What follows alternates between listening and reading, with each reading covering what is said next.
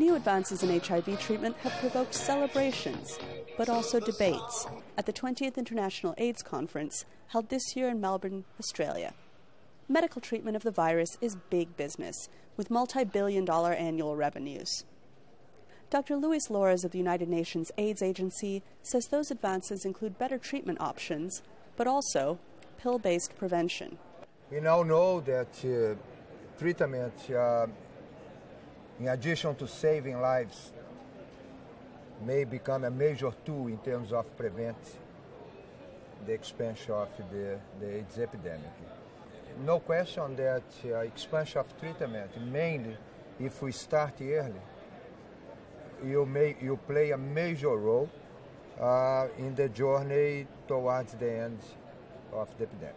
Dr. Lores is referring to one of the more exciting new advances, pre-exposure prophylaxis, or PrEP. Pharmaceutical company Gilead makes Truvada, a pill that has been shown to have a success rate of up to 75% in preventing HIV transmission, according to a recent study published in the medical journal Lancet. Gilead's James Rooney explains the new strategy of using PrEP in the war against AIDS.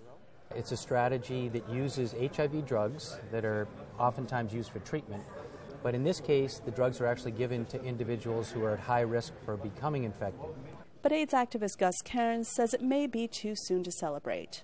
Also, he notes many people may not want to take an AIDS drug when they don't have AIDS, and will prefer to stick to condoms. It's very, very early days. PrEP is going to arrive incrementally, very slowly. It's not going to be a sudden revolution. And the chances are still that there may be people who simply can't use it, for whom it's just not the answer. South Africa-based researcher Brian Kanyamba says the region hit hardest by AIDS, sub-Saharan Africa, needs to have a choice about PrEP. He notes that studies show that condom use has significantly decreased in his country. South Africa has the world's highest incidence of HIV, with more than 6 million people infected.